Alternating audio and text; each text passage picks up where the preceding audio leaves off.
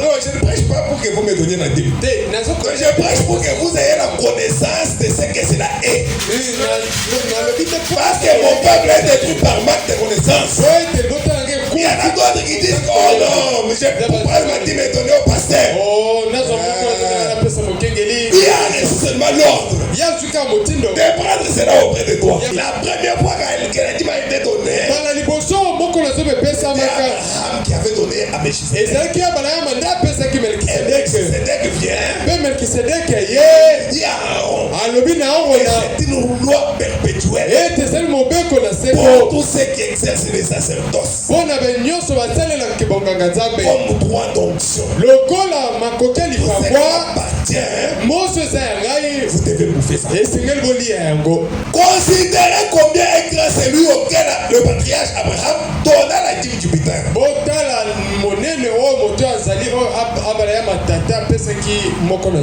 C'est des fils de Lévi qui exercent les sacerdoces ont d'après la loi l'ordre d'élever la dîme sur le peuple. C'est-à-dire sur leurs frères. Nombre chapitre 18 au verset 8.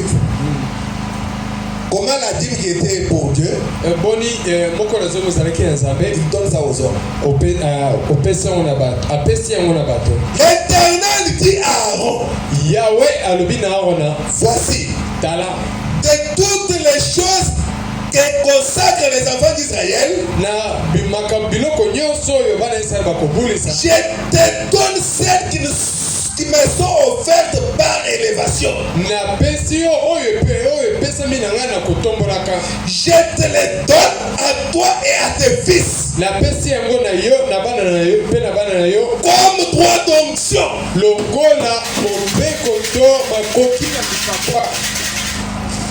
Dieu dit, c'est que les enfants d'Israël apporteront pour moi. Je te les donne comme droit d'onction. C'est une alliance inviolable et à perpétuité devant l'Éternel. Pour toi et pour ta postérité avec toi. 1 Corinthiens 9, verset 13.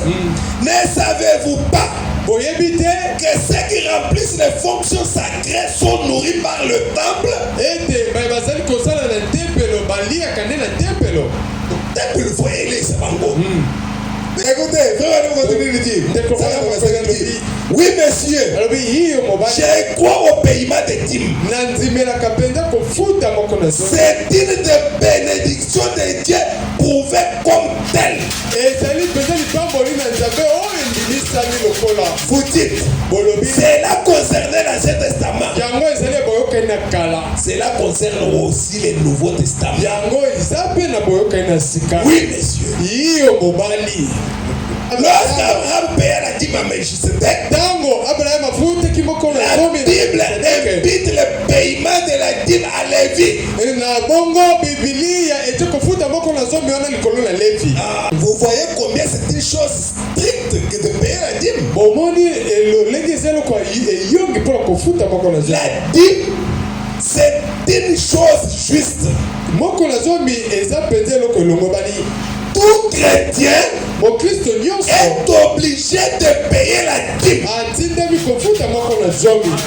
J'aurais voulu vous donner un témoignage personnel là-dessus. Lorsque j'étais affamé,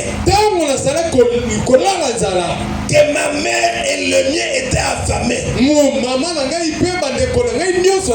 et que mon père était malade, pendant je prélevais d'abord mes dîmes et je donnais cela à Dieu.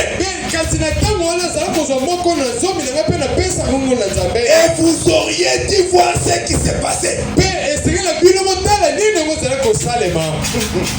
Jamais de ma vie, je n'ai vu quelqu'un,